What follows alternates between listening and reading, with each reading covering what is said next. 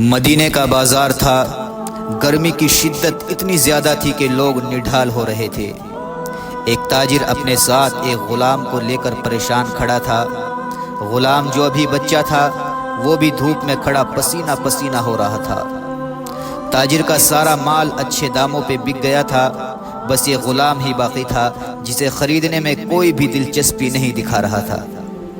تاجر سوچ رہا تھا کہ اس غلام کو خرید کر شاید اس نے گھاٹے کا سودا کیا ہے۔ اس نے تو سوچا تھا کہ اچھا منافع ملے گا، لیکن یہاں تو اصل لاگت ملنا بھی دشوار تھی۔ اس نے سوچ لیا تھا کہ اب اگر یہ غلام پوری قیمت پر بھی بکا تو وہ اسے فوراً بیچ دے گا۔ مدینہ کی ایک لڑکی کی اس غلام پر نظر پڑی تو اس نے تاجر سے پوچھا کہ یہ غلام کتنے کا بیچو گے؟ تاجر نے کہا کہ میں نے اتنے میں لیا ہے اور اتنے کا ہی دے دوں گا۔ اس لڑکی نے بچے پر ترس کھاتے ہوئے اسے خرید لیا۔ تاجر نے بھی خدا کا شکر ادا کیا اور واپسی کی راہ لی۔ مکہ سے ابو حذیفہ مدینہ آئے تو انہیں بھی اس لڑکی کا قصہ معلوم ہوا۔ لڑکی کی رحم دلی سے متاثر ہو کر انہوں نے اس کے لیے نکاح کا پیغام بھیجا جو قبول کر لیا گیا۔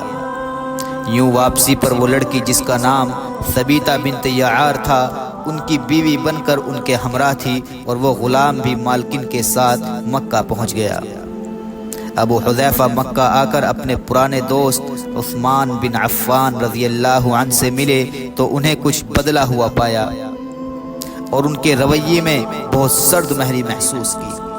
تو عثمان بن عفان رضی اللہ عنہ نے جواب دیا کہ میں نے اسلام قبول کر لیا ہے اور تم ابھی تک مسلمان نہیں ہوئے، تو اب ہماری دوستی کیسے چل سکتی ہے؟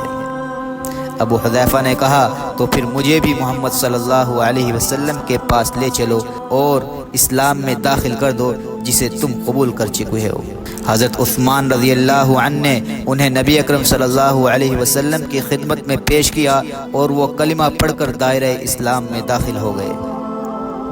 گھر آ کر انہوں نے اپنی بیوی اور غلام کو اپنے مسلمان ہونے کا بتایا تو ان دونوں نے بھی کلمہ پڑھ لیا۔ حضرت ابو حذیفہ رضی اللہ عنہ نے اس غلام سے کہا کہ چونکہ تم بھی مسلمان ہو گئے ہو اس لیے میں اب تمہیں غلام نہیں رکھ سکتا، لہذا میری طرف سے اب تم آزاد ہو۔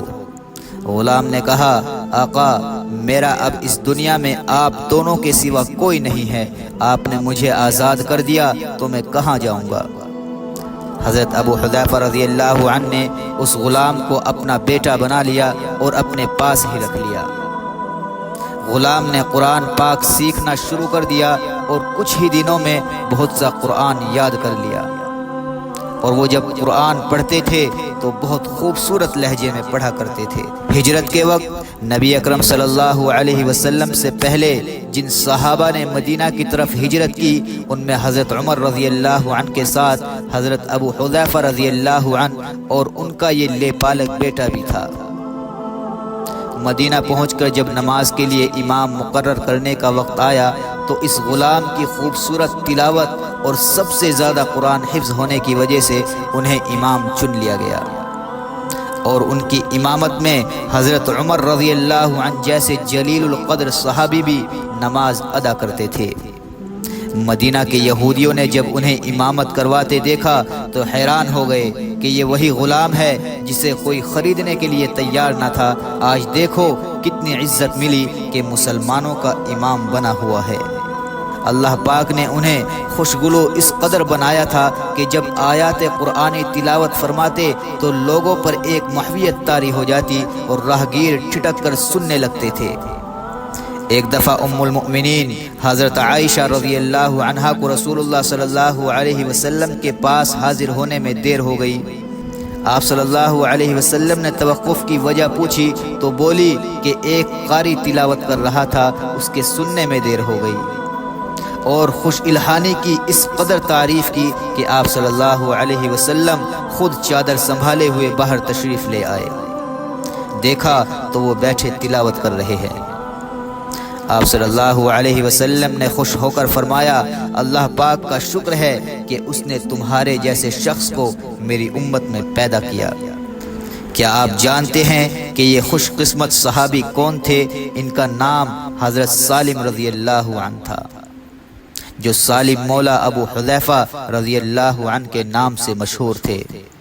انہوں نے جنگ موتا میں جام شہادت نوش کیا، اللہ کی کروڑ رحمتیں نازل ہو ان پر۔